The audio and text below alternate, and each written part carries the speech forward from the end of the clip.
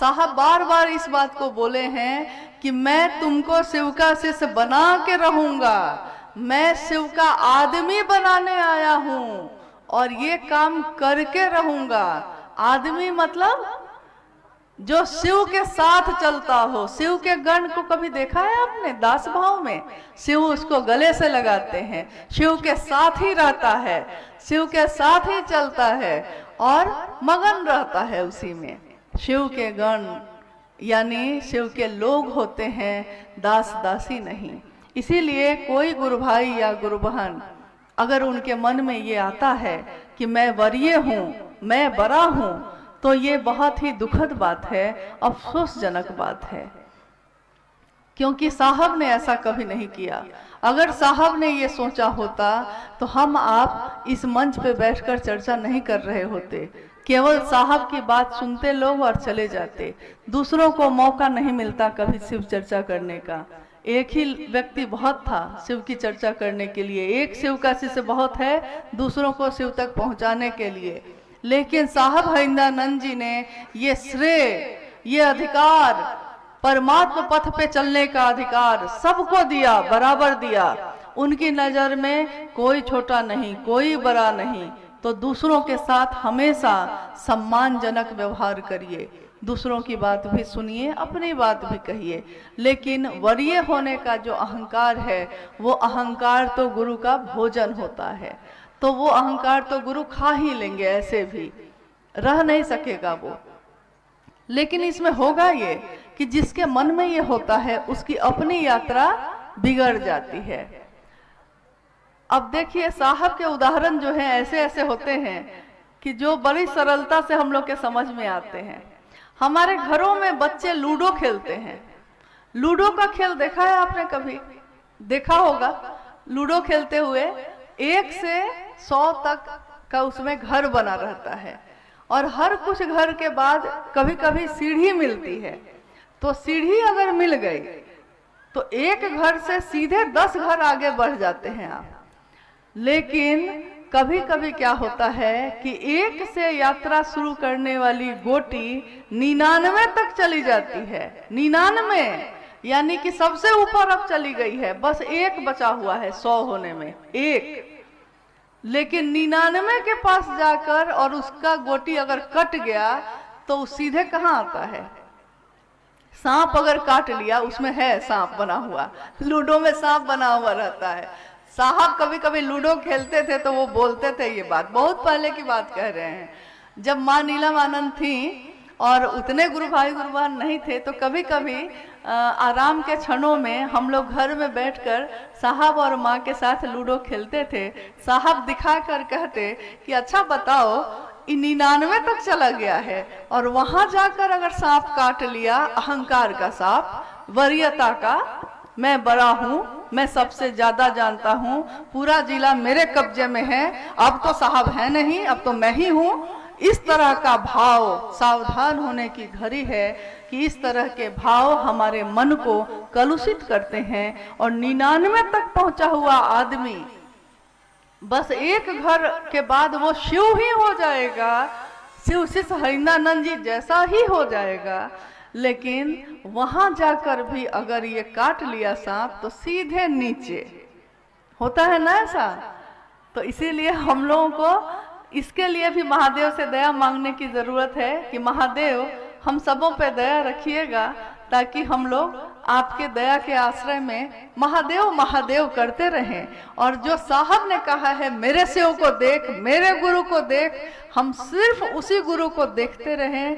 रास्ते में असंख्य लोग मिलेंगे, रास्ते में बहुत सारी बातें होंगी, लेकिन महादेव हमारी मंजिल है, रास्ता है शिव शिष्यता का। इसमें असंख्य लोग चल रहे हैं, सबके मन में शिव के संकल्प का दिया जल रहा है, सब उस यात्रा पे चलते हैं।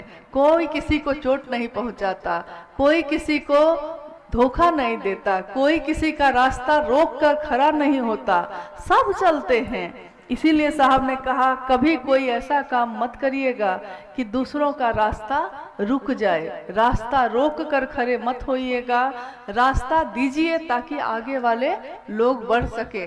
साहब ने रास्ता नहीं दिया होता तो कहाँ होते ये वरीय लोग, कहीं नहीं होते, क्योंकि साहब से ज्यादा कौन है यहाँ प्रिय, आज भी तो वही है। तो ये भूल मेरी होगी या किसी की, जो भी सोचता हो ऐसा, उसकी भूल होगी कि उसके मन को अगर ये लगता है कि हाँ मैं शासन कर सकता हूँ, क्योंकि यहाँ तो गुरु के जोन में चले गए वो खुद, तो ये काम नहीं हो सकेगा। साहब हरिंद्रानंद जी, शिव के शिष्य हरिंद्रानंद जी अनुनय करते हैं, विनय करते हैं और कहते हैं कि मैं शिव का शिष्य हरिंद्रानंद अनुनय करता हूं उन गैर आध्यात्मिक कदमों के धारक व्यक्तियों से, आध्यात्म में चलते हुए भटक गए कदमों से, कि वो अपने आप को ठीक कर लें, नहीं तो शिव की आंखें तुरंत लाल होती हैं। तो हम लोग तो इतना ही कहेंगे कि साहब की बातों को याद रखिए और अपनी यात्रा का ध्यान करिए, बाकी यहाँ और कुछ भी रखा नहीं है। अब लोग क्या अंतिम एक अंतिम जिज्ञासा नहीं बल्कि साहब की आत्मानुभूति है ये, जो शिष्यानुभूति में लिखी गई है। शिव गुरु की चर्चा शिष्य भाव जागरण की अनुपम विधा है, कृपया विस्तार से समझाया जाए। ये साहब की आवाज है कि शिव की चर्चा शिष्य भाव जागरण की अनुपम विधा है। कैसे शिव की चर्चा, ये शिव की चर्चा नाम, शिव की चर्चा क्या है? शिव की चर्चा ये मेरी चर्चा नहीं है, ये आपकी चर्चा नहीं है, ये मेरे घर की चर्चा नहीं है, ये शिव की चर्चा है। यानी कि महादेव की बात कहनी है, महादेव की बात सुननी है। मैंने अभी कहा कि शिष्यानुभूति पढ़ी जाती थी और उसी पे बात, उसी के घेरे में, उसी की परिधि में शिव चर्चाएं होती थी।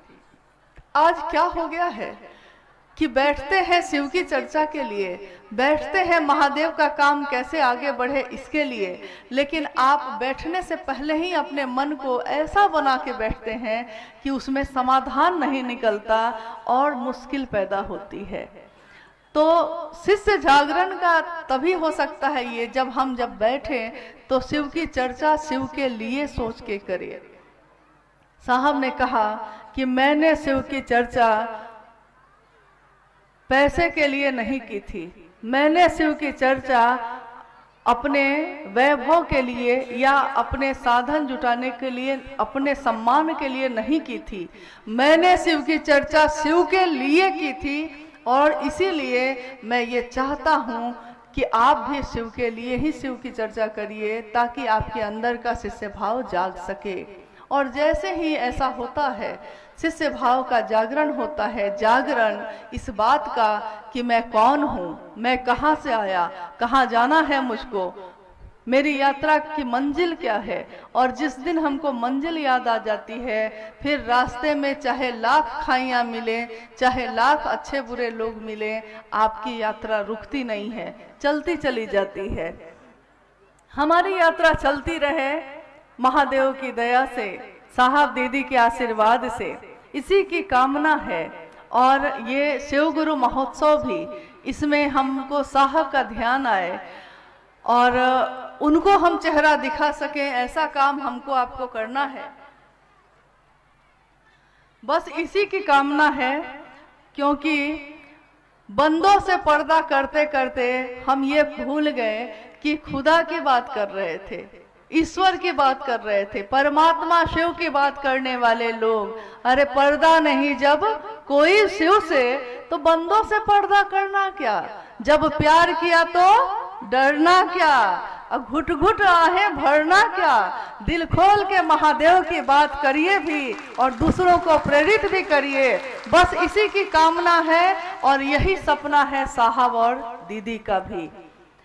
हम लोग आज आपसे विदा लेते हैं। आप भी अपने घर को स्थिर से जाइए, हम भी अपने घर को लौटते हैं और आने वाले समय में हम अपनी यात्रा पे ध्यान दें, दूसरों को मदद करें। बस इसी की कामना है। हम सबका जीवन शिवमय हो, सुखमय हो, शिव कल्याण करें, शिव दया करें। आप सभी के चरणों में मेरा प्रणाम।